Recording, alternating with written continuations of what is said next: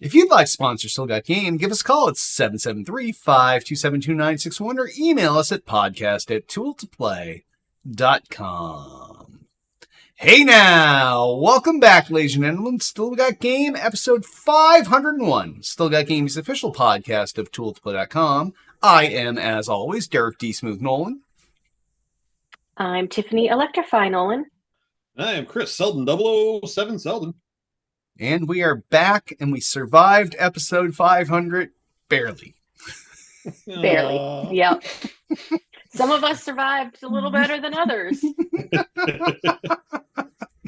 Oh, it was fun. It was fun to have our past host back. It was sad to see Hit go, but three of us are back this week, and you can expect this lineup from us each and every week, I would say, moving forward.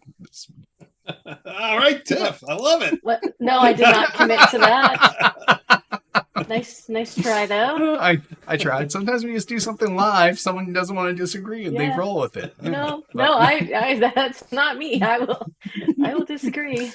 I think she's probably checking everything you put in front of her to sign to make sure it's not I know. to obligate herself to this show. What was that paper you had me sign earlier? Oh, don't sweat it, honey. It was important. That's all I can tell you. But we're back this week for a new show. And speaking of Hit, we are still doing our host search. So if you think you've got what it takes, shoot us off an email, podcast@toolplay.com, and let us know. And also, as always, if you're in chat right now and you have something you want to discuss, you bring it up in chat and we'll try to work it in the show. So on that, why don't we hop on over in the mailbag for feedback and questions from our last episode 500. And remember, if you want to leave us a voicemail, it will cut you off after a minute. Paul Frackian comments, episode 500 lived up to the hype. Congrats again. Wow. Well, all right. Positive. All right. Yeah, all very right. positive. All right. Where's that? Next up, Sly Noodle comments. Episode 500 was exactly the glorious train wreck I expected. This is why I come back every week. Congrats on your milestone.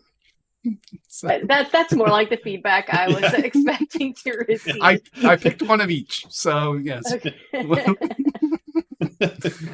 But they were both still positive. Train wreck. Yeah, they were very, very positive. Yes. Some people like when we trail off into blaming other people for fucking up, and but yes, it was fun, and I'm glad that we were able to entertain you, Sly Noodle. Next up, True Doctor Post asks, what are the requirements for applying to be a host? You all weren't completely it's probably not you, buddy. Sorry. Oh, wow. You all weren't completely clear. Do applicants need to know you? Need previous experience, etc.? Thanks. Ooh. Well, Yes. What are the requirements of this host? the application fee can be sent directly to my PayPal. No. I think we were looking for someone that probably has some sort of on-camera experience. I think we're looking for someone that we would definitely want to make sure that you gel with the rest of the podcast crew, including the difficult to handle James Dog Yant when he is on. He is he's a handful. He's kind of a diva. Yeah. He's a bull and a diva at the same time. He's a bull and a diva at the same time. So yeah. I think one of the things is you got to play games. Yep. Well, do you know? That's true. Derek doesn't really play too many, so yeah, maybe we can get by that one. Maybe you've played games in the past. Yeah. You know what? We've gone through 500 episodes of this show. I think that I've got this pretty well in hand. So yeah. But yeah, no. I was gonna say we could always go with the old tool to play requirement of you have to be 25 plus. I would say that's definitely a mandatory requirement. Because we're ageists. If you have played with us or are a long-term Tool to Play member or in one of our Tool to Play clans that we've been in, I would say that instantly gives you a leg up. That really helped Selden. That really helped Yant. So,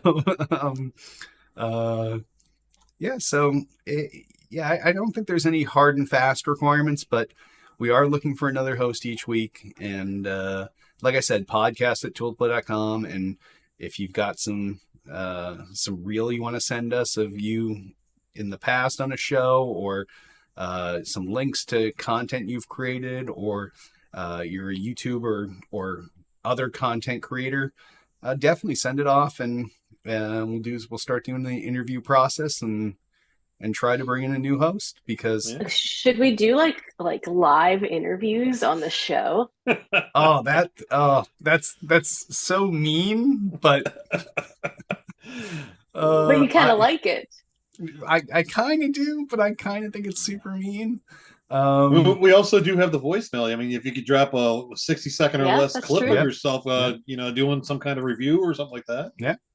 Not everybody has a face for video, and as we know, our video is not our selling point itself. For those of you podcast listeners, the bulk of our audience is not live viewers. It's not even video viewers. It's still traditional listeners. So as long as you got a voice for radio, you probably have a chance. And even though GBMS in chat says yes, live interviews, he wants to throw them to the wolves. But yes. So we'll see who applies. How many applications do we have so far? We have 0. 5,000. I have received 0. You were supposed to lie there and say, okay. like... Oh, yeah. You didn't give me any sort of cue that they were supposed to be a lie. Wink. No. But yeah, none have come in so far, but it could also be in our train wreck of a show. Maybe we didn't explain this well. As true Dr. Imagine. Well, we did explain this right at the beginning of the show before it started its downhill slide for 2 hours. So at that point, the show was still lucid and tight. So hopefully this will induce more applicants. So definitely don't be ashamed to apply. The worst thing that could happen is we could make fun of you live on the air. The best thing that could happen is you become an unpaid host for something that takes up your time each and every week and is a burden on you. So It's win-win. Yeah, totally. All right. Next up, Altius asks, how was PAX East de-smooth and electrify? Are conventions back to normal now?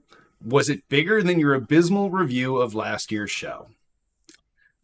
So instead of answering Altius's question, we are going to answer. Well, we are going to, but I kind of slid up our PAX East discussion into this portion of the show before we move on. So we'll handle it here during questions and feedback from last week's show.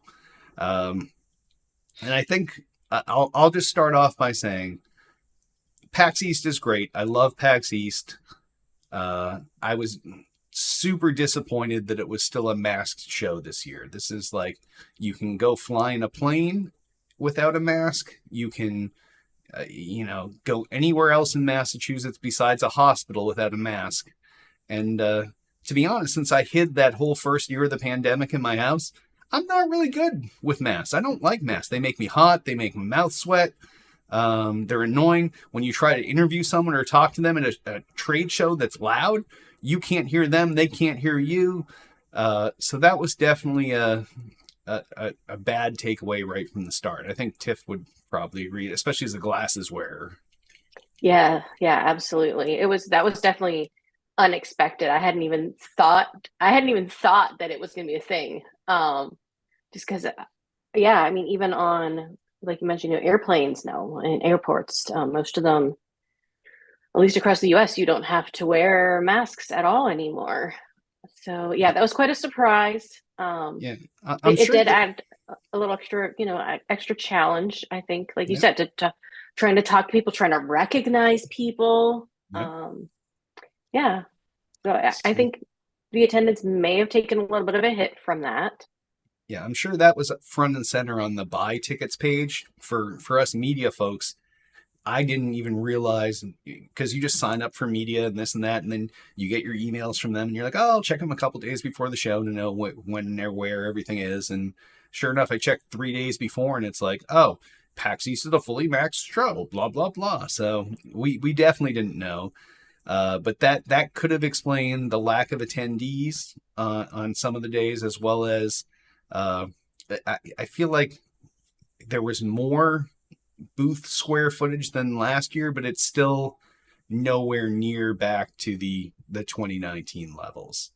Yeah, definitely. There was a noticeable lack of some of the larger companies being present there. Mhm. Yeah, I mean, I think Nintendo had, a, a decent little area, but Yep. Xbox didn't have anything on the floor. I think they had some type of Xbox community meetup that was happening Yep. during the same time. Yeah, we saw Larry at the Uh, hotel. So he was in yeah, town, didn't do a podcast. There was no official Xbox presence there, but we saw him. Nothing from Sony. It's not like the old days of seeing all the booths, and even when E3 was slowing down, these companies were still investing in the fan focused events and still bring booths to PAX and PAX East and PAX South and PAX Australia and investing there. And I'm not sure if the investment is not worth it for them now because of either A, like expanded travel costs due to fuel prices, or B, they know that there's going to be less attendees because of the the existing masking policies and everything else, or they're not fans of those policies. So I'm really like I talked to someone that is one of the people that runs the show. I'm not going to rat out who it is, but he or she uh, informed me that next year things should be at least mask wise and from that front back to normal.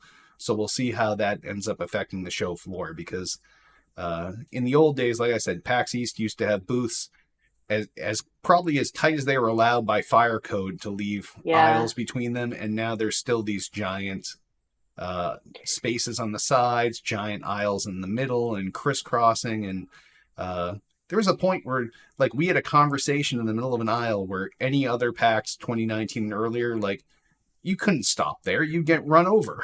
So, and we even were cognizant of that fact when we were there. But Yeah, it's interesting though. Like Thursday and Friday are still fairly light days. yep, Saturday is still kind of the big money day. yep, And you could definitely notice as the day went on Friday, that the crowds were definitely starting to pick up. yeah, as people finish But school or work or yes, whatever. Yep, yep. exactly. Yeah, but again, it's the amount of vendors there, the amount of booths there, was definitely not at all back to what I would Yeah. consider pre-pandemic levels, and I'm not sure they're ever going to get back there.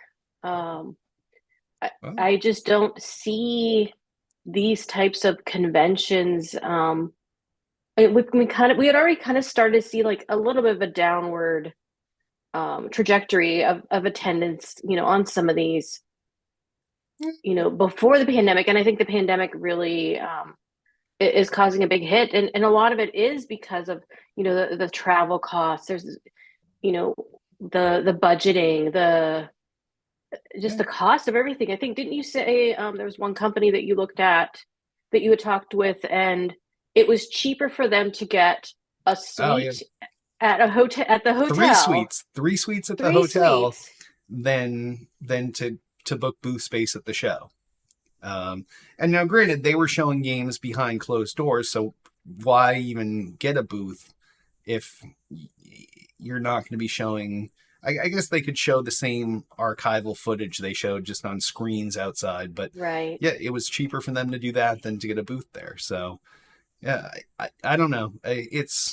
I'm curious to see where this goes, and hopefully things can slowly progress back towards the old normal. But um, I think the new normal is kind of where it's headed. Like Tiff said, I personally, I mean, I'd love to see like a PAX come back, but I don't know, man. Well, I also think part of PAX East is they years ago they started making it a 4-day show, which makes sense for PAX West because it's always on Labor Day weekend, and so you have the Friday and you finish on the Monday. It's tough to take a show and make it a 4-day show where it starts on a Thursday. So Thursday at PAX East, if you were ever going to go, get your fucking hotel and buy the 1-day pass for PAX East on Thursday. If you don't think you can do a whole show, you can cover the entire show floor and see every single booth and no crazy lines or anything on Thursday alone. It's that empty. And then Friday is like the traditional Friday. Like if people are going to take a weekend for PAX East, they'll take the Friday off. No one's going to take 2 days off except for Tiff and I to go to a gaming convention. Don't the tabletop players start on Thursday though? Like your D&D guys, your Magic the Gathering, Pokemon card games, like aren't they? You mean the dork section? We don't spend a lot of time there. My brother Brett, he frequents the tabletops and we kind of shun those guys. We're not equal opportunity lovers. Yeah. But I think that's where a lot of the 4-day goers are maybe your tabletop harder, players and stuff like that. Because I think the campaigns they run last multi-days, and giving them that 4th day really works. As a media day, the 4th day, that's the Thursday. That's what media should be, Yeah. They only have access to it, and the public can go. So it's only a media hour. So we only get from 9 to 10 before the show floor opens up. The issue with that is because of when exhibitors and everyone else is showing up, I'd say about half the booths aren't even fully up and operational. Oh, more than, yeah. And even after the show floor opens at 10, there's still booths that aren't ready. Like we kept circling back in a game that Brett had recommended to us, and it wasn't ready until 11 something. Even then I was disappointed that he recommended it to us, but yeah, they're still getting set up. They're not ready for people. So I think they're still putting stock out. Like I stopped by one booth. I'm like, hey, how much is this thing? Oh, we don't know yet. We don't have we don't have our prices out yet. Ideally, and we said this in the past, the media hour should be the second day at 9:00. So 1, they're all set up, and 2, you've had a chance to walk the show floor and discover things that you don't already have an appointment for. So that you can say, oh, I'd like to see that. I'd like to see that. And then you can just haul ass over them in the morning of the media day. But really, a lot of these hidden gems, unless they've been really good with their press, like you don't know they exist or you don't know you want to see them until you've already seen them on the show floor.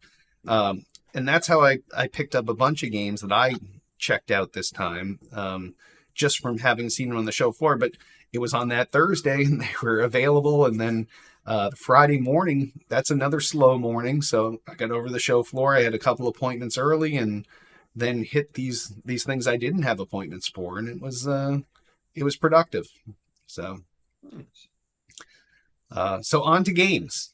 I think my favorite thing I saw, well, one of my favorites was Dead Island 2. So Tiff and I had an appointment to go see that. It was a behind closed doors appointment, which really meant we were just on a station that said reserved in the middle of the booth. I think I saw the Twitter picture and it was like, I'm like, you're just right out there in the middle of the aisle. Oh, yeah. No, you can see the little reserve sign to the left. Yes. So it was a graphical upgrade to the first one. Tiff and I looked back. I went through our photos and videos from E3's past. It was E3 2014 when we went to the Dead Island 2 launch party. Announcement party, right? Yeah, yes. And usually those parties come like a year or two ahead of the game.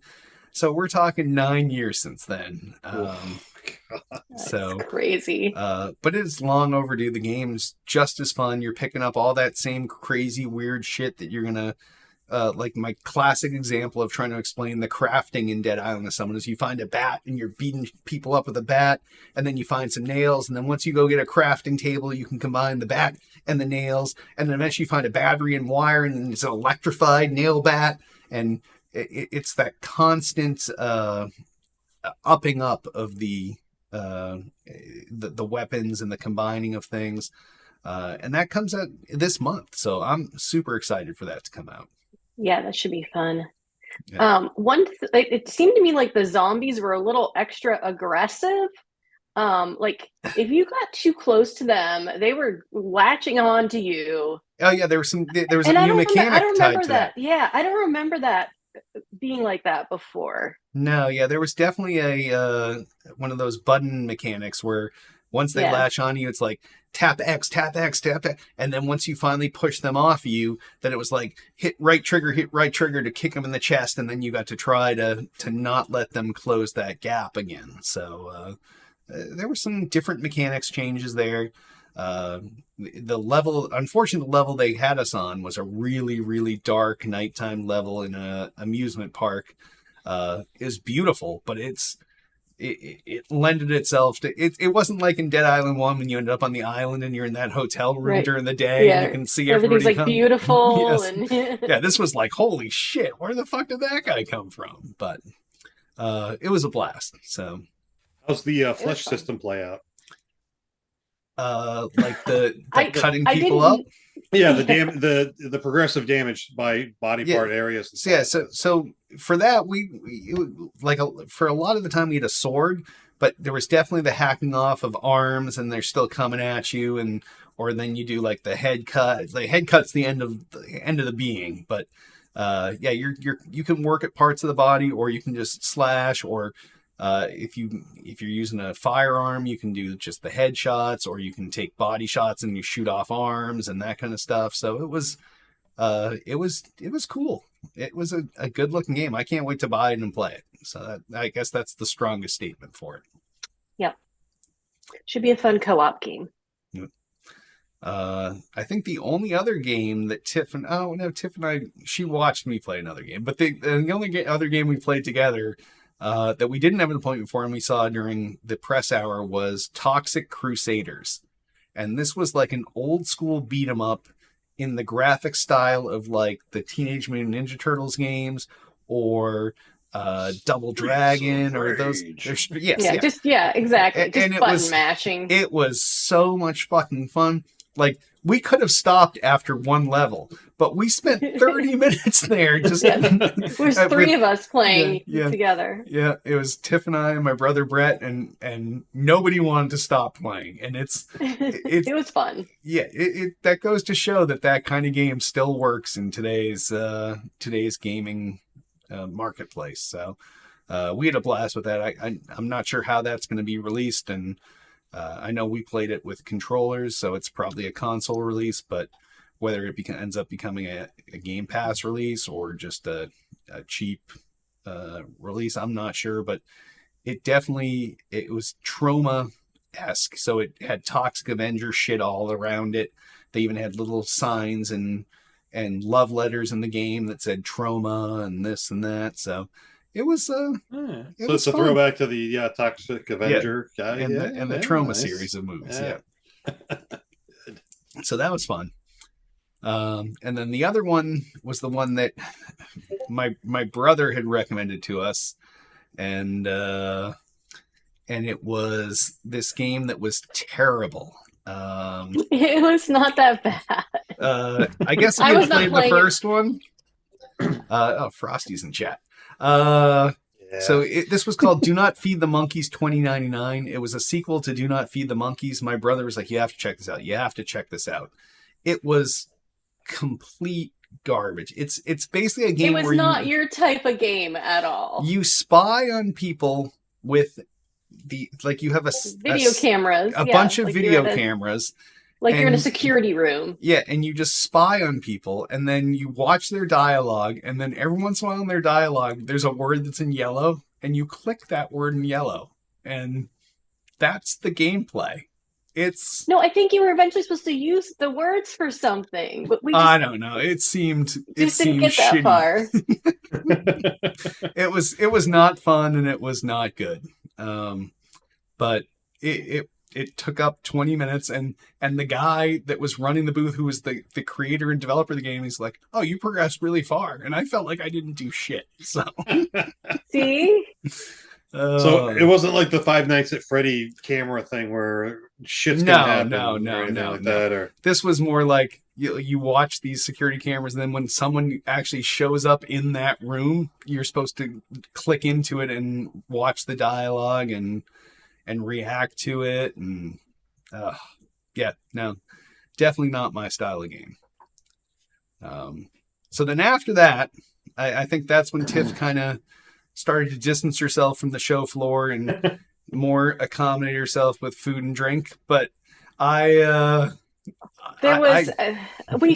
saw everything that I needed to see 3 times between Thursday and Friday. Okay. So then I saw a couple other things that jumped out at me.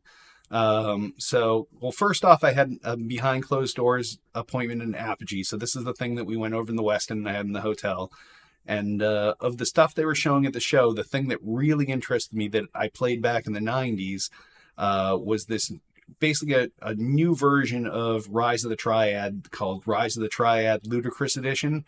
So Rise of the Triad was like the next game after Wolfenstein, before Doom, one of those original FPSs. And what they've done is they've given widescreen support, they've done uncapped frame rates, but it's still the old graphics. And it's fantastic. They brought in Dave Oshry from New Blood Interactive to help out with the port. And they brought in the original shareware levels. They brought in the original purchased levels. They had new folks design new campaigns. So there's 2 additional campaigns for it. One designed by Dave Oshry and New Blood. And for the first time in this game, they've created a level editor so you can go create your own crazy shit for it. The game plays fast and tight. With keyboard and mouse, it's like it always was, but they've also added controller support to it now. And it's phenomenal. So I had a blast with that. And it was a really good time. Originally, they had an embargo of talking about it until May. And then today, they ended up canceling that embargo and said, "Hey, talk about it all you want." So I'm definitely going to be picking that up. It reminds me of Dust, which is the New Blood interactive game that was one of these old school FPSs that Dave Oshry put together. So it's fantastic. If you love the original Rise of the Triad, this is definitely a game for you. So highly recommended. Let's see, of the other main, because I don't want to burn the whole night talking about PAX East. So the other things that I saw that were interesting, there was this Demon School, which was this stylized RPG multiplayer team up, kind of like the old school, like, let's go questing together, except it was like you're at night and it's really cartoony and obviously there's demons. So that was a pretty fun one. There was Gravity Circuit, which is like an old school Mega Man, fully back to 2D, but it's not Mega Man. So if you love Mega Man and you're missing Mega Man, that's probably your game, Gravity Circuit. And then the last one I saw that really stuck out was Atlas Fallen. And this was an open world RPG. And the art style and the gameplay really reminded me of Kingdoms of Amalur Reckoning, the old 38 Studios Kurt Schilling game that was fantastic. Aside from poor corporate mismanagement, you can't complain about that game, and it was fantastic. So if that's the kind of game you're looking for, and you were like, oh shit, 38 Studios fucked everyone, and now there's no more of those games, well, Atlas Fallen is your new open world RPG. Is that like medieval based, or is that like Atlas Shrugged, like the post-apocalyptic type of? No, it's more like fantasy based. It's like fantasy based, yeah. like they don't have the Lord of the Rings license, so they had some author create some story, just like Kurt Schilling did back in the day. Yep. All right. And then other than that, any other PAX East things you want to cap off with, Tiff, before we move on? I don't think so. The food trucks Oh, game there was pretty impressive, I must say. Like oh if yeah. you're interested in food trucks and you're not even going, well, I guess you would have to still. You can No, you walk in could get there from in. the Yeah, you outside. could Yeah. walk in from the outside. Yeah. So even if you're in the Boston area and don't really want to go to PAX East or couldn't go for whatever reason, yeah, the food trucks, like there was a lot of I'd great say food there was trucks probably outside the. 15 to 18, depending on the size and day, of Yeah, huge variety. And not to mention, if you go inside the show floor, they have there was a few more in there. 4 to 6 in there, depending on the day. So Yeah. if you're looking for cheaper eats, that's probably your place to go. We usually tend to eat at the same restaurant every time for lunch, because we like the food and they also serve alcohol. But if you're just in the mood for a quick bite, like that's usually all my brother's doing is hits one of those food trucks and moves on. So, but yeah, that's a good thing to bring up. So yeah, if you're Yeah, there worried was there about was more there than I remember seeing in the past. I feel like that the amount of food trucks increased. yeah, regardless of the number of attendees or the number of Yes. exhibitors, the food trucks was the most ever. So, Yes. yeah, Like outside of the show proper, like I know you said Apogee had like a couple of suites that they had rented or whatever and show offs. Were there a lot of other developers out there doing outside of the show floor stuff, or was I it minimalized? I think that because they don't usually advertise it, so only Apogee did because they had a table where you went to check in and they had a little sign there. But I think because I saw Larry going back up in the hotel, I think Microsoft was doing some. It could be behind closed doors. It could be business meetings. You just don't know. It's like when you go to E3 and like you're in one section of the Microsoft behind the scenes booth looking at a game, and then the next room over is like 5 suits talking about stuff with them, and there's not even a console there. So you don't know if business is going on or it's behind closed doors. But there's been years in the past where like when you go into that mezzanine area into the hotel from the convention center, you would see 5 or 6 different signs pointing you to different places for companies. And the only one I saw this year was Apogee. But in their defense, I didn't see any last year. Like people weren't rushing to go in a hotel room with other people. No. So. Yeah, I guess that would lead me to the next question. Like I know that the Spencers or whatever, the after parties and stuff like that.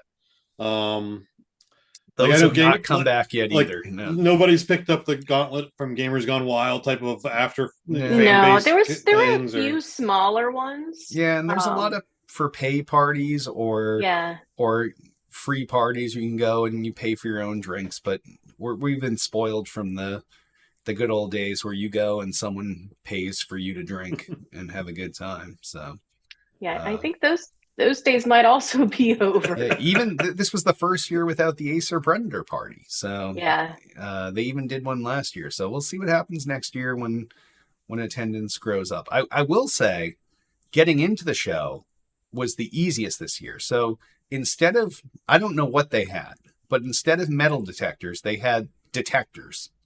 And in the past, you've had to go through these things. And then if you have a bag, they have to search your bag. And I walked in with a bag with tons of shit in it, like my shoulder bag, and it had like a mug in it and all kinds of other shit. And these guys, like whatever sensor this is, they're like, oh, you can just go right through. And they stop other people. I don't know what people have and what people don't or what technology this is, but it was fast.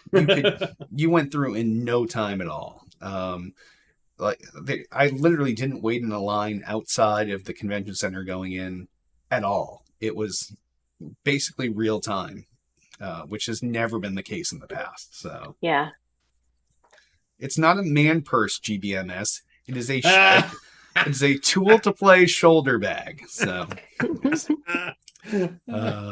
But yes, so we'll see what happens next year. Seldon, maybe next year you'll come. We'll see. Yeah. We could get you a media badge. All you have to do is get a hotel room. How much is that?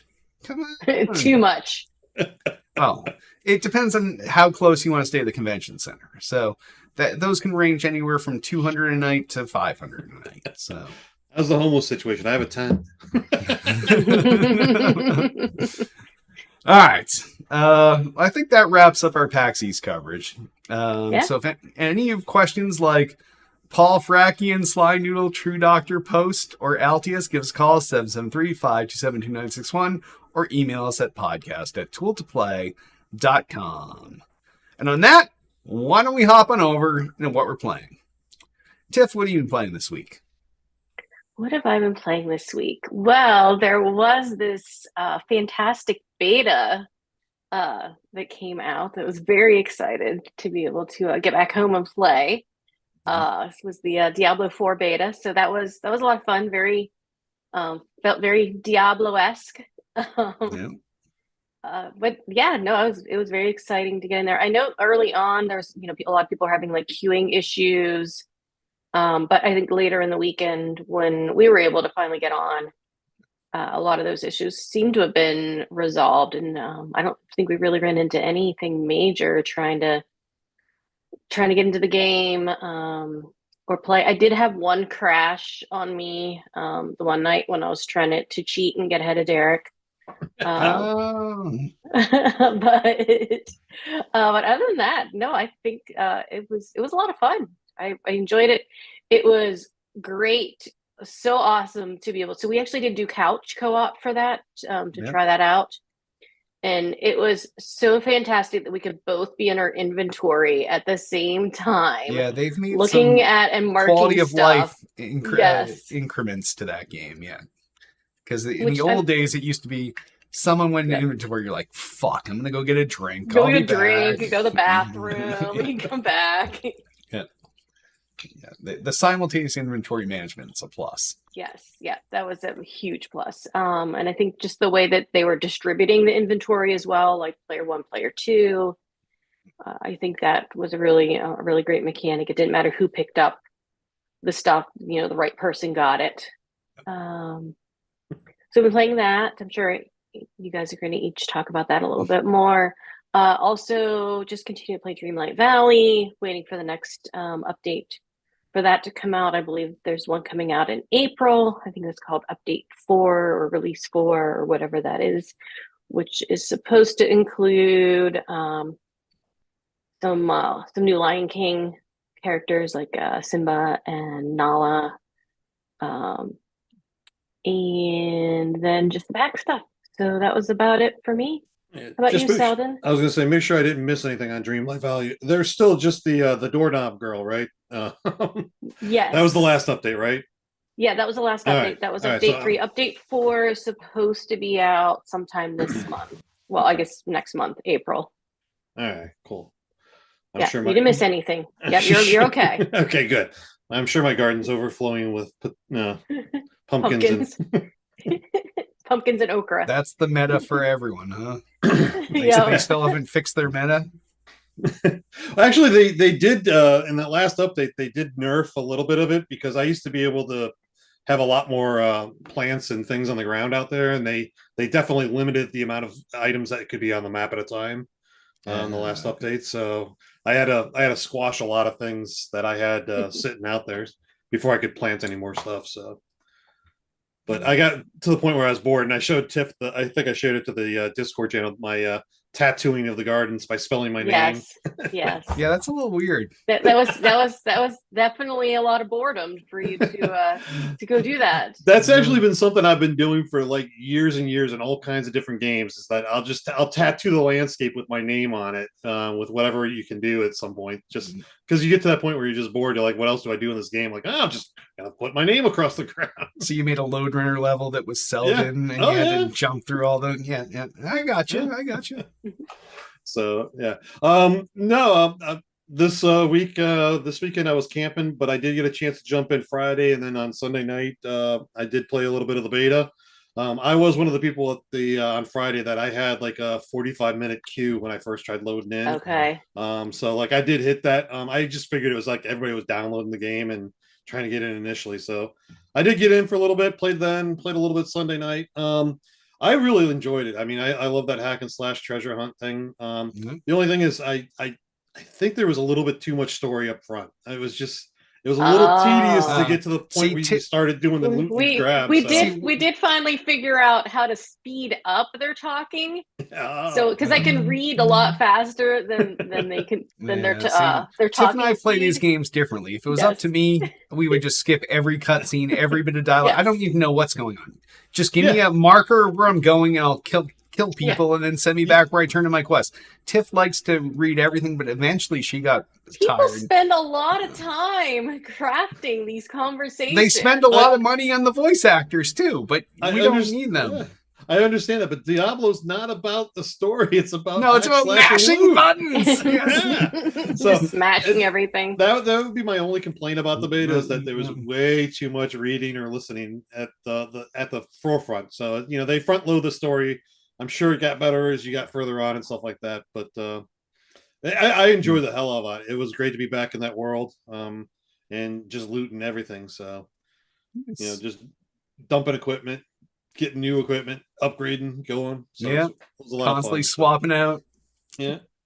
Swapping out grays with blues, then with golds, and then back to grays again. And then you work your way up as you level up. So, Yeah, I was hoping they extended it a day because, as I said, I was camping, so I didn't get enough time to play. And I went into this afternoon after work, and it said no, so I was a little disappointed. But it's coming in June, right? Yeah, it's not too far away. So you got Dead Island coming in April. That'll cover you till June, and then you go to June.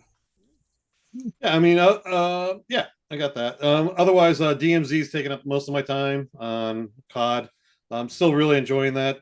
They've made some good improvements from season 1 to season 2. Season 3 is supposed to be even more improvements with wandering traders, more faction oriented stuff within the game, so that if you progress your one faction group, there'll be benefits for you in the game, stuff like that. So yeah, it's DMZ. I mean, the cheaters are starting to hit it as much as they're doing the regular Call of Duty games. So, but it's it's still pretty calm out there. So having fun with that. Other than that, I picked up and I was playing a game off of Game Pass called Dreamscapers. It's your roguelike game, the modern roguelike games like Hades, where it's you're dropping into the dungeons, you're fighting your way through the levels, and you're progressing your personal stats as you're going through.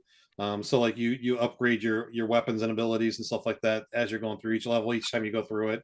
So, and beating the bosses and stuff like that. So that one's a lot of fun. It's got an interesting storyline. And it's it's that it's not really cell shaded environment, but it's kind of like that cartoony, like nondescript type of animation type thing. And then the gameplay is phenomenal. I think it won a lot of Games of the Year awards on Steam and stuff like that in previous years, and then finally over to the Game Pass. So I've been enjoying the hell out of that. So how roguish is it? Like, because there's two terms that are used for these games. One's roguelike and one's roguelite. And the roguelites are the ones that you can pick up and play and put down. I would put what were the old games that Wonder Russell used to do? Torchlight. Torchlight were more of a roguelite versus the roguelites likes. So where would you put this on the spectrum? I played I was back in the day of the ASCII and the Rogue and Dungeon Hack and Hack. I would put it close to that, more so than the Torchlight. Okay.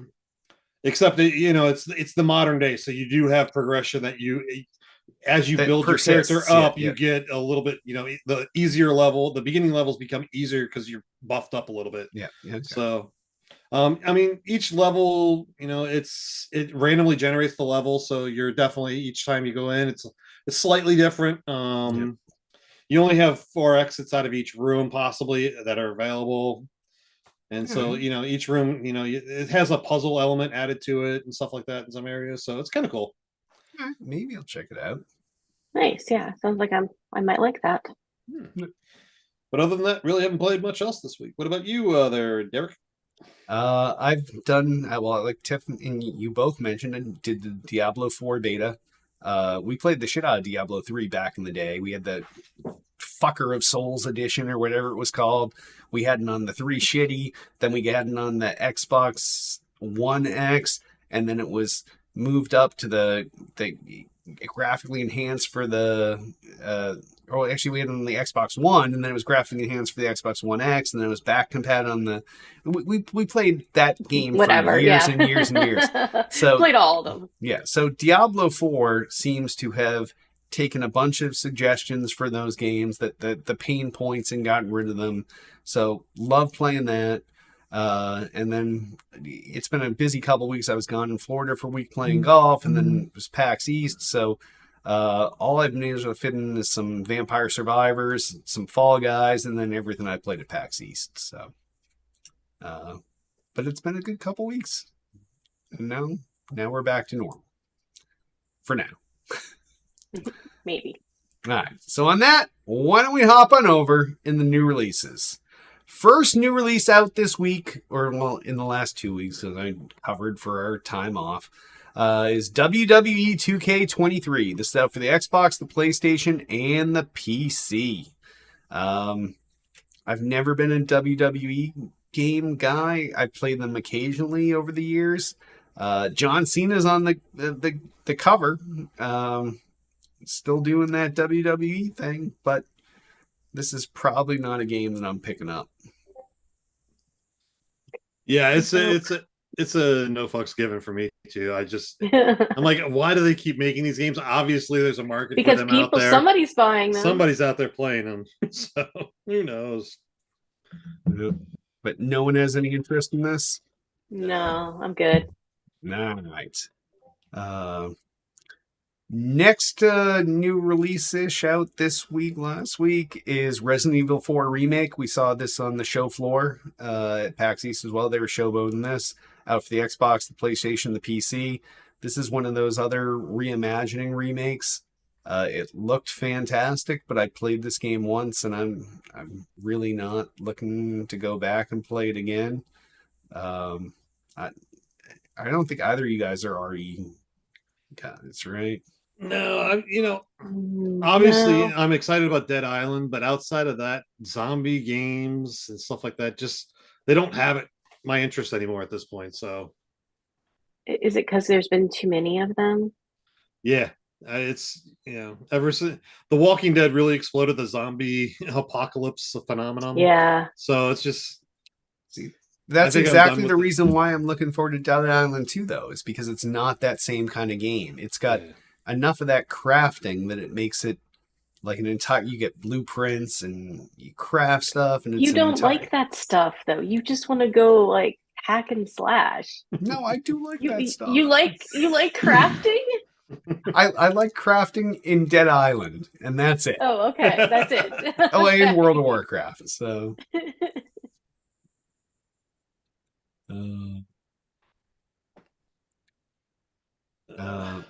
Anything else on RE4? No, I'm probably not picking it up. Especially remakes. I'm fucking done with remakes. Give me new content, new games. No. All right. Well, the last new release out this week is MLB The Show 23. This is out on the Xbox, the PlayStation, and the Switch. MLB The Show, if you remember, used to be a PlayStation exclusive for years and years and years. Then last year it made its debut on Xbox and was also part of Xbox Game Pass, which was like the ultimate fuck you to Sony. And we're back the same way this year. And like, if you're looking for a baseball game, this is the best of the best. So any interest? I'll probably pick this up. I'll probably play a little bit and, play at least a few games, and see how it is and see if there's any new mechanics that are interesting or anything like that. So, I'll pull it down too. If you're looking to play a game together, Seldon, let me know and we'll hop on. So. Absolutely. Tiff, you're not a big baseball fan? Nah, I don't play a lot of sports games in general. I don't either, but then at times I'm like, I'll try one. Like, so I do Madden like every 5 or 6 years. Last year I did the the FIFA stuff just so I could play with the Ted Lasso team. I did all that stuff. That was fun. Yeah, you did that for like one day. Well, I did it for 2 days because at first I played the wrong version for a whole day. Right. Yes. And then I was like, where the fuck's Ted Lasso? I was like, oh, there's a new one. So then I played that one. And then I got the Ted Lasso team. So, yes. Yeah. Jamie Tart. Jamie Tart. Jamie Tart. Sorry. Yeah. I mean, MLB will lose my interest quick. I'll play probably 2-3 games, maybe, see how it goes. But then I'll fall back to the home run derby type of thing, and I'll just crank the balls out for a good hour, and then I'll be like, okay, I'm done. So. Well, that's kind of how I am with like the EA Play stuff that's now part of Game Pass. I used to pay for EA Play, but that 10 hours is pretty much exhausts my appetite of most of the sports games. Yeah. you can play 10 hours. You're like, that was NHL. Yeah, I'm good. 2023. Yeah, that was good. Yep. So can't wait for 2024. Yeah, and I'll play 10 more games and be done. I would honestly say the only sports game that I could probably play for any length of time would be a golf game, just because it's just more relaxing. It's not like it's more of like a party up with your friends, shoot the shit, and this is why Jay and I used to buy like all 3 golf games every year. We'd buy the Tiger Woods, we bought the weird one-offs, because it was just like go hang out with your pals and like real golf, like. The golf is the secondary part of hanging out. So, all right. Well, that wraps up our new releases. If you're in chat, you want us to bring something up, please drop it in there. Otherwise, we're jumping on into gaming news. So first story. $1 Xbox Game Pass trials are no more. So this is... it's been a thing for a long time. It's been a thing even where you could do this and then let it run out. And like Hit talked about this, where he would do this every time. He didn't have Game Pass on automatic resubscribe, so he would let it run out, and then he would buy cheap Xbox Live card redemptions, submit those, and then convert to Game Pass and get all that time free for $1. Microsoft finally figured this out. It did take them a good 4 or 5 years, but that's no more. I wasn't taking advantage of it, but I'm sure for a while it helped new people coming in. But at this point, anyone that was going to do that has done it, right? Yeah. And I did it a couple times, and re-upped the $1 a month thing. But it just at the point then I started just finding the deals on the cards, on Newegg or something like that, and I just buy the year subscription for like $20 off, and then I just load them up, so then I have a couple years loaded on it. But I really hope that this paves way for them to finally bring the family subscription plan. Yes, that's what we're all waiting for. Yes, that would be great. Especially with my older son going down to Florida for school next year, I'm like, I'd just rather get that in place so that there's no question of all of a sudden my IPs are coming from 2 different locations and things like that. So I can't believe you have the balls to trust a kid in college with the Xbox. That's the crazy thing here. Yes, no, they gotta earn it. They had to get to like a couple of years of straight A's before they got the Xboxes in college. So I don't know if he's necessarily taking the Xbox down, but Xbox Cloud is there, so Game Pass Cloud gaming is there. So you never know if he's going to be taking advantage of it at that point. So he doesn't play a lot of Xbox games anyways. He's mostly a PC gamer, so I don't really have to worry about that. And he's not taking his PC down with him, so he's getting getting him a tablet or whatever for school, and that's about it. That's all he's got first year. Yeah, most of these schools are Mac anyway, so Yep. Yeah, you're actually gonna have to buy an Apple device. I will have to see about that. No, it's they let you know. They're like, oh, all of our classes are this, and you're like, oh, okay, we're gonna it buy depends on there. your major. I think they have certain, and it varies by school too. He's going aerospace engineering, so I don't think Apple can handle that kind of crap. So maybe. Yeah, usually Comp Sci is the one that gets you into a PC, but yeah, we'll see.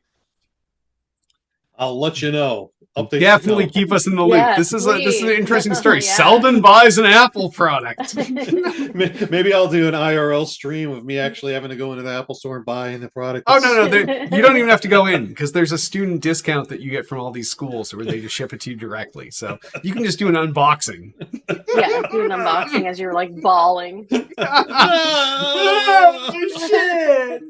I joined the cool kids. I'll just leave it in the box on the table for a couple months to just walk by and film it. Like, fuck that thing. Just flipping it off. Oh, this will be good. I can't wait. Yeah. So this will happen during this summer, ladies and gentlemen. Look forward to Selden's you knew his old cam videos. Show. His new cam videos are going to be way more interesting. Oh. All right, next story. All right, I guess I'll take this one. Oh, Selden, were you going to take one? No, go for it. Are you taking the same one that I'm going to take? I will take whatever you're not taking. Okay. That's from... Bungie quietly patches the Destiny 2 vagina armband. I didn't even know that was a thing. I didn't either. I also learned about this from the news story. Yes. Apparently they released something that had a vagina-esque look to it. I don't know how you do this art by mistake, to be honest. I don't know either. Though, this is not the first time we've seen vaginas in video games, okay? Like, what was the big... Wasn't there in Borderlands, like, there was one big monster that we called, like... Oh, yeah, yep. Yeah, right? Oh, like, yeah, there was. Yeah, there was probably some kind of giant plant-based animal. Yeah, a giant thing. It's actually not the first time for Bungie either. Remember, they had something that accidentally looked like a swastika at one point. Oh yeah. But apparently they patched it after some feedback, and I guess people are now mad that they patched it. Mad they lost the vagina. Yeah, I guess so. That's yeah. But yeah, if you're interested, you can look this up for yourselves. Yeah, it was weird that this art got that far. Like, yeah, like it was, and this wasn't like a little shit thing. This was like a high tier raid reward. Yeah, maybe it was a larger piece of artwork, and they just cut a slice out for the armband and didn't realize what it was looking like under the slice. I'm not. No, that's not what it looks like. No, it doesn't. It looks like someone handcrafted a vagina. They were like, "Hey, you should draw a vagina." You're like, "Yep. Check mark." One of these pictures, like, it looks like it should talk too. Like, I don't know. Oh my god, I didn't think that, but okay. You look at some of these, you're like, that thing could like start talking to you. I don't know. The views and opinions of some hosts on the show are not representative of all members of the show. I didn't think it could talk. But yeah, anyway, next story, Selden. UK regulators no longer thinks Microsoft is buying Activision Blizzard to make Call of Duty and exclusive. I don't think anybody really thought that Call of Duty was going to try to make this exclusive. And I think that they're making strides. I think that the European regulators are finally seeing they actually, the European union came out and they were like, okay, this is looking okay, we're going to be better with this. And then UK regulators came out a little bit after that and announced that they don't think it's going to be exclusive. I mean, it would be dumb for Microsoft to make it exclusive at this point because they lose out on so much money. I mean, it's a cash cow. Yeah, exactly. It surprises me how many people bought into Sony's rhetoric on this without doing any research, and then once they made them come into court and do their spiels, and they're like, maybe that's not what they want to do with this. No, they just want to have the most studios and the best studios. Yeah, and Sony just really put up a big fight against this, and it's not. I think they know that there's no issue with Microsoft acquiring Activision Blizzard in the long run. It's going to be beneficial, I think. It's just that they have to put that foot forward for their investors and everything else to try to, block it. Even like the court case out in California where the gamers came together. There was like a conglomerate of gamers that came together to try to sue Microsoft. The judge threw their case out the other day. So he's like, no, there's no problem with, competition wise. So It's as I said. I mean, it was going to be a long and drawn out battle. You can't just roll over and say, okay, have it. There had to be a fight, and hopefully that we're moving past that at this point and we can get this deal done. Especially as countries drop, the other countries that were in limbo will be like, well, the U.S. was bought in this right away, and now the EU's in it, so we'll just I think we're going to see that sooner than later. So.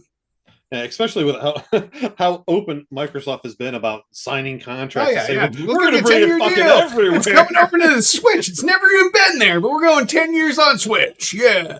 It's crazy what they've been doing. So and all these other PC storefronts that nobody's ever heard of. We signed a 10-year deal with these guys. It's two guys in a basement. With shitdelivery.com? Yeah, sweet. You guys got a 10-year deal. Excellent. Yes.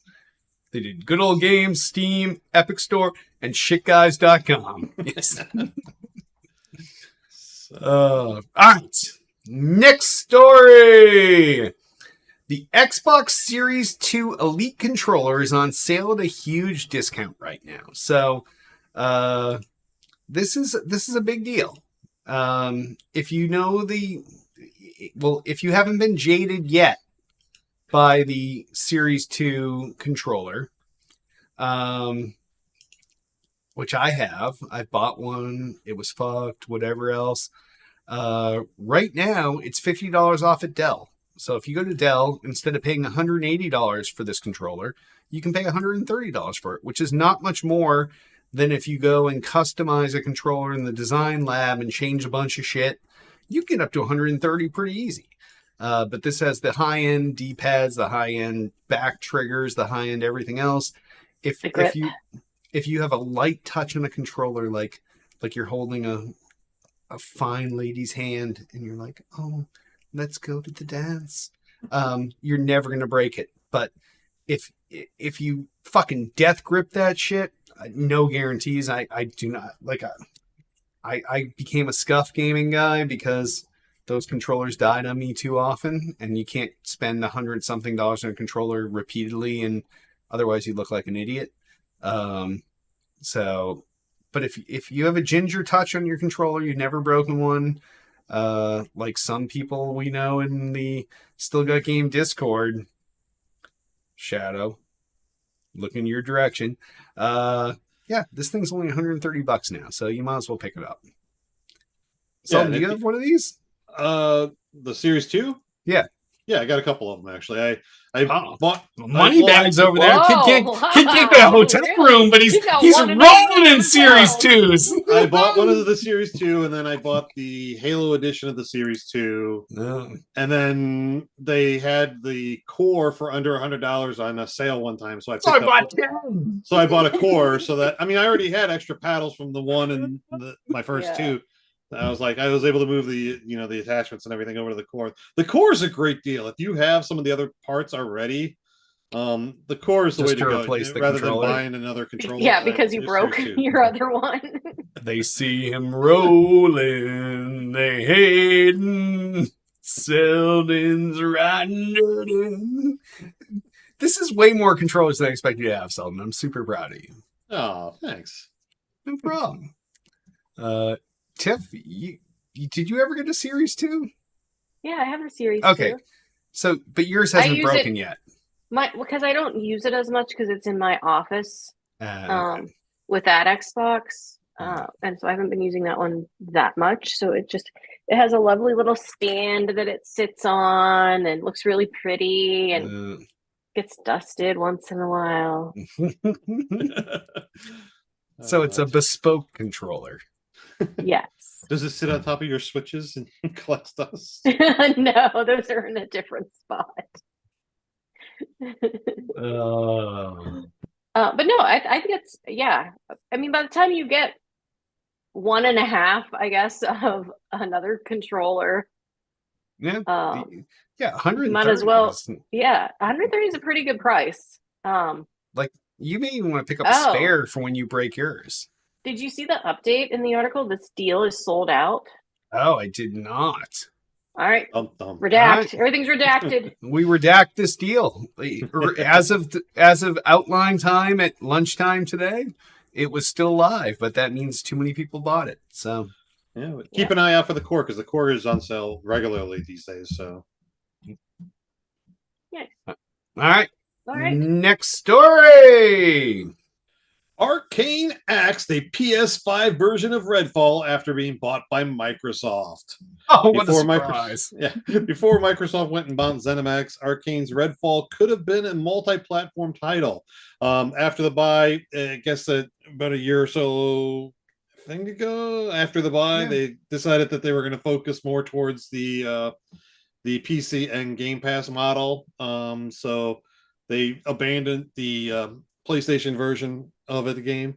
It's not surprising. It's they bought it. It's considered exclusive, but it kind of probably went hand in hand with the decision to focus on getting that game out because that was going to be a game. I think it's supposed to come out May 2nd. I think we're pretty solid on the May 2nd date right now, but that was a game I think was delayed at least once. So I don't think abandoning one version of the game is a bad idea at that point for them. So I think it was the right decision. But it's still multi-platform with the PC and the Xbox. So multi-platform, yes. I think it just makes good sense. Like if you're splitting your development effort on two things that are incompatible, it's not like Visual Studio is a one-touch compiled. Like they do for Xbox and PC, but they don't for PlayStation. Seems like a no-brainer once you know that you're going to Microsoft to cut bait and run. So yeah. And it's, if the PlayStation guys are looking at this going like, well, this is just Microsoft, they have exclusive. Another example. No, because this isn't new IP. This isn't like a Call of Duty. All of a sudden, there's always been a PlayStation Xbox version. Now they're going to take away the Xbox version. This isn't a Destiny 2 where all of a sudden, both platforms had it, but now PlayStation's got an exclusivity for extra content and extra thing. This is a brand new IP. So you're working on different levels of what the exclusivity. I mean, we never had, Xbox never had, Last of Us. So I don't ever expect to see Last of Us on Xbox. And I don't have a problem with it being exclusive to Sony at that point. So remember those days when Sony was Call of Duty, the exclusive home at PlayStation, and we'll see where that goes. All right, last story. All right, I got you. Counter-Strike, Steam's biggest game, gets a sequel over 10 years later. So have you guys played? You Counter-Strike players? I played Counter-Strike 1 point whatever. I played Counter-Strike Source. I played CSGO. Right. And this is now 10 years after CSGO. Yeah. Counter-Strike 2 is finally coming out. So it's supposed to be out this summer at some point, and it's apparently coming as a free update to the existing game, which is a very, very interesting model. Well, that's kind of been Valve's model lately, because if you look at the whole Counter-Strike market ecosystem, they do the loot box thing, but they also allow people to sell those things on the secondary market. So okay. So people have a vested interest in opening these things, and if you don't use them, you can sell them. So there's rampant cheating, there's rampant price gouging, there's weapons that go for thousands of dollars on the secondary market because people are idiots. But I am excited for this iteration. It's been a while. Like when CSGO came out, I played it for a little bit and I was like, it's in a web browser, it sucks, I hate web browser games. But I'm hoping that this goes back to the purest of Counter-Strike forms. But I played Counter-Strike for years and years with Code Monkey and Esgreth, former actual real life colleagues that now we hang out with on podcasts and everything else. So DE Dust and Office and some of the best maps of all time. So I can't wait for this. Yeah, now this isn't just a reskin, remap, remake of Counter-Strike Go, right? No, it's a whole new engine, new iteration. version. Yeah. Yep. All right. Yeah, because just that little graphic that they have in the article is it's the same map. They're showing the difference between Counter-Strike Go and CS2, and I'm like, I hope it's not just painting a pretty face on an old pig. No. Which I mean, don't get me wrong. I think what you mean is putting makeup on a pig. Is the expression. And it was lipstick on a pig. Oh, whatever. You guys are all wrong. I screwed up the whole thing. So I hope that they actually bring new mechanics, new ideas, and stuff into the game, and it's not just a slap a fresh coat of paint on it. So I hope it's just a slap of fresh coat of paint, and I hope we get Dust and and Office and all the old classic maps and just better looking Counter-Strike. But then again, that's how I feel about Halo. All I ever wanted was the same original Halo CE maps, but they iterated. We saw how well that worked out for them. Pour one out for 343. Oh, that's over here. Yeah, there we go.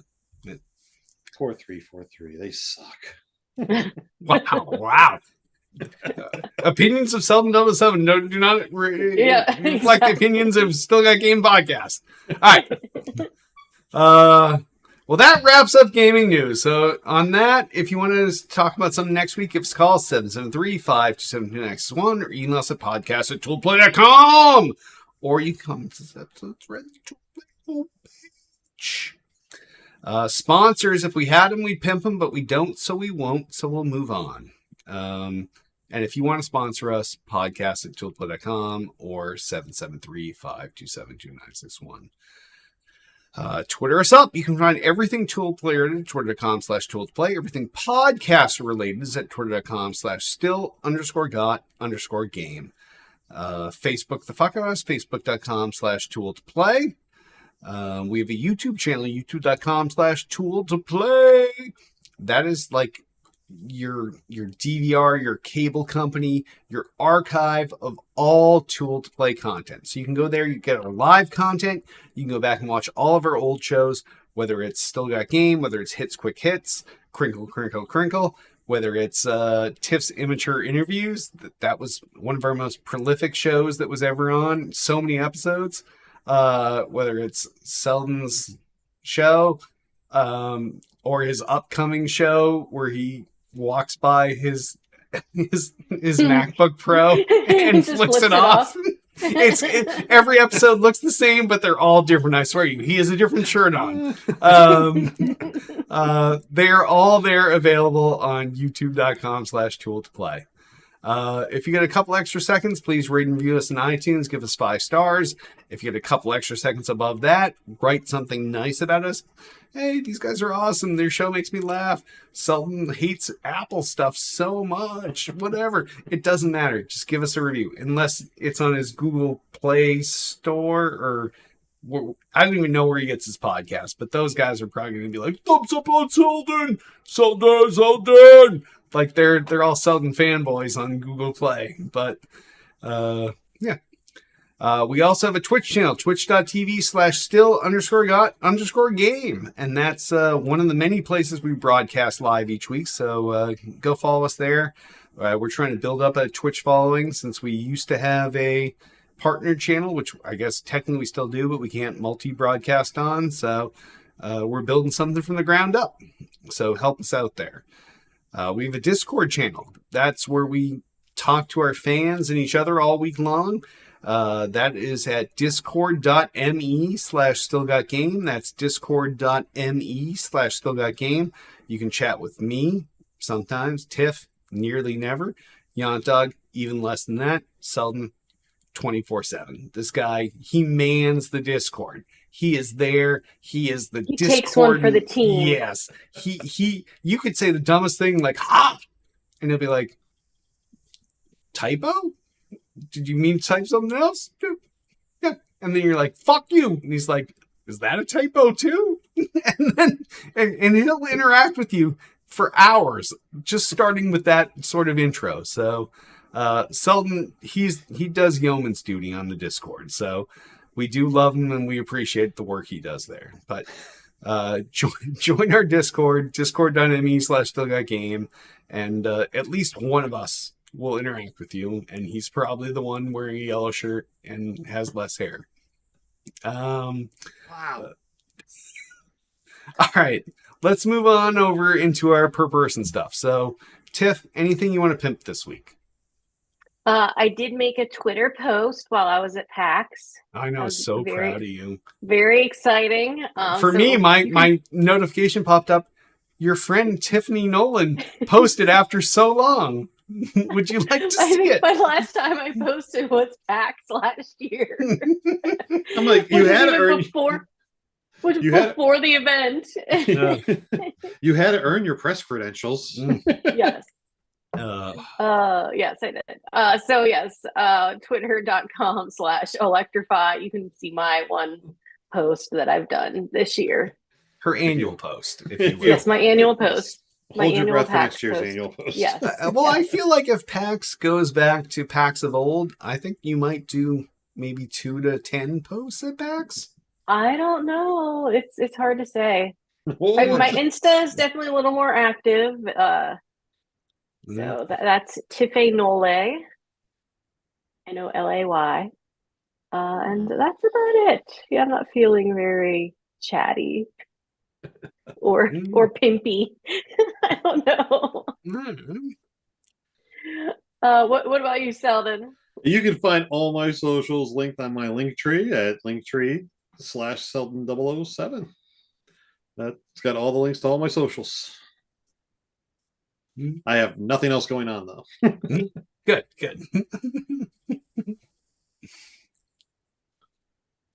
What about you, Derek? Oh, thanks, Selden. Thanks for throwing it to me. Wow. All of my socials are at Linktree/Derek Nolan. That's linktr.ee/Derek Nolan. That's got my Facebook, my Insta, my OnlyFans, my you name it. Everything is on there, as well as every single thing that I pimped about the show. So you want your one-stop shopping, it's Linktree/Derek Nolan. That's linktr.ee/Derek Nolan. Yeah.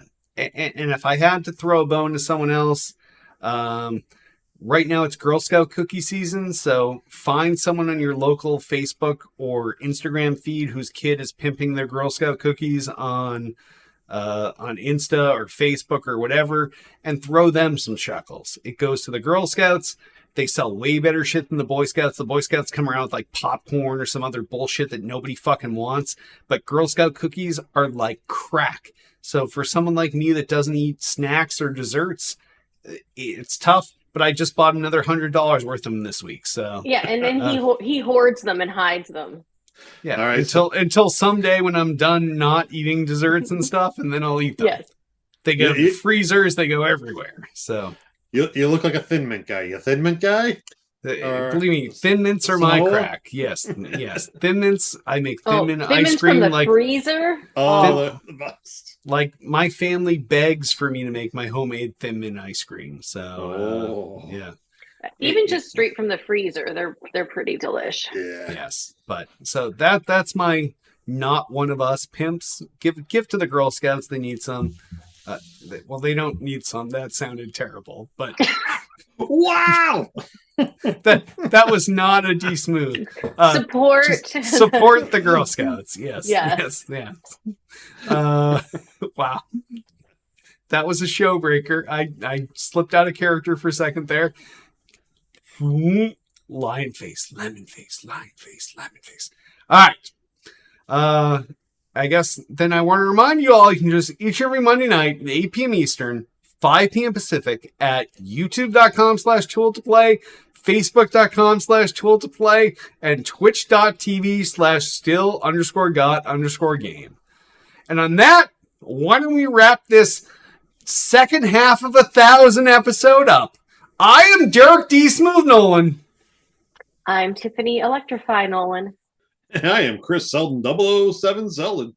Support your Girl Scouts.